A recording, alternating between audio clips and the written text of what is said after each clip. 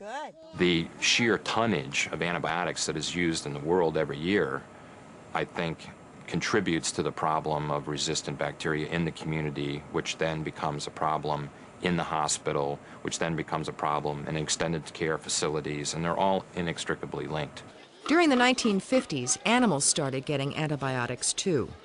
The drugs not only cured disease, but for reasons still not understood, they promoted growth. Today, half of all antibiotics used in the United States are used in animal feed. This little piggy will be fed penicillin and tetracycline before it goes to market. Even if you're a vegetarian, you get a dose. Antibiotics are also sprayed on fruits and vegetables. I can't think of a microbiologist that would say that the wide application of antibiotics will do anything but select for antibiotic-resistant organisms. And so that's a consequence. So if there are economic reasons for doing it, that may be what the public wants, but they also have to pay the consequences, which will be that those antibiotics may not be useful in the treatment of diseases at some time in the fairly near future. The lab has reported back to us on the second sample. It showed to be very resistant to the antibiotic he was on. Not only is it resistant to that antibiotic, it actually happens to be resistant to 2 of the other antibiotics we might use. Fortunately, though, we've got one left. It's an antibiotic called vancomycin. You ready for this? Vancomycin is considered the antibiotic of last resort. It is very potent, it's expensive, and it can be toxic. Elijah has to be given this medicine intravenously, and he will need to keep the IV in for 5 weeks, even after he goes home. A drastic change from pneumococcal infections of the past, when a teaspoon of pink medicine twice a day did the trick. There is a feeling, a deep concern about the availability of antibiotics to treat some of the resistant organisms. For some of these major problems, there really is right now only one antibiotic that works. So there's a fear that if the resistance would develop to that particular antibiotic, then we would have a major problem on our hands. Staphylococcus aureus is the #1 cause of hospital infections. In recent years, the increasing number of resistant strains has caused alarm.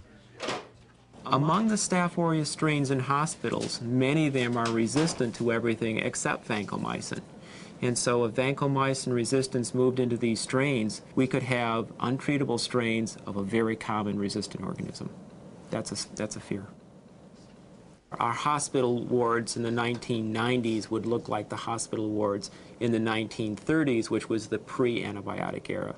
There we had people dying of diseases such as typhoid and tuberculosis and diphtheria and pneumonia, and we really didn't have much to give them in the way of therapy. The sun shines in Colorado almost every day in the year. It has happened. A patient in a Tokyo hospital developed a vancomycin-resistant staph infection. If the strain travels to the United States, as resistant strains have in the past, doctors will have very few options.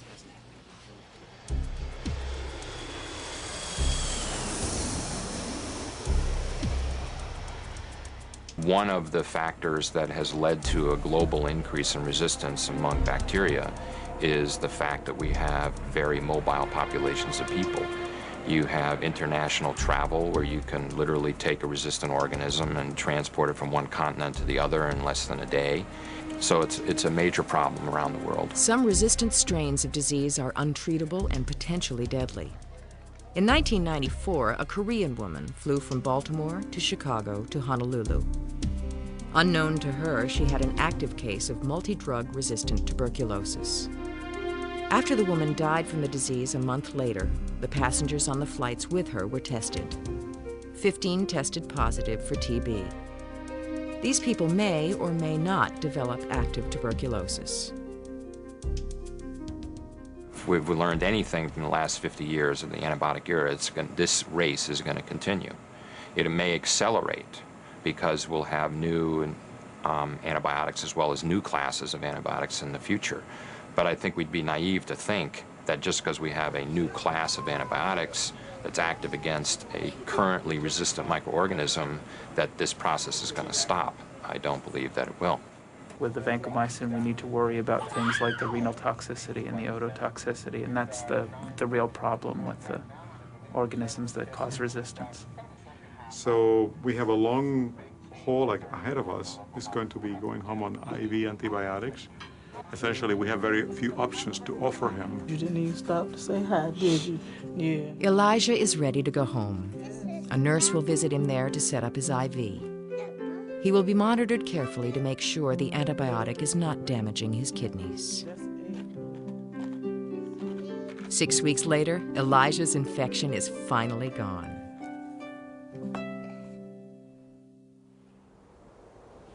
This part of South Dakota and the city of Lead is mining territory. People from all over the Black Hills have worked for the Homestake Mining Company, the longest continuously running gold mine in the world. It's a one-company town. Without Homestake, there would be no Lead. A lot of the miners are like third and fourth generation. Their grandparents worked in the mine, and then their parents. And so it's like a big family.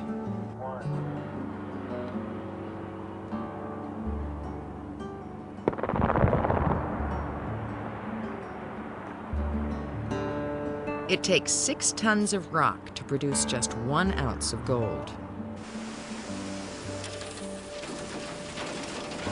Miners work 6 days a week, digging, crushing, and grinding the ore to unlock the gold. If you grind it fine enough, you're going to release the gold. It's not in the grain boundaries or anything like that. It's actually free gold.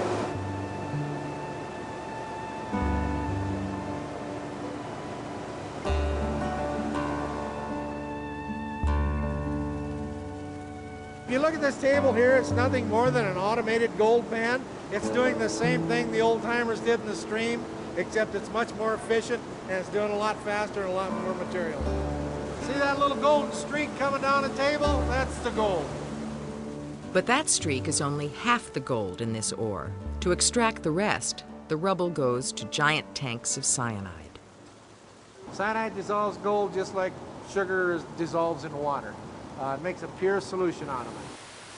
After the gold was extracted, the cyanide solution was dumped into the town's Whitewood Creek, killing everything in the water. For over 100 years, the creek ran black. The Environmental Protection Agency gave Homestake 1 year to develop a plan to get the cyanide out of the creek.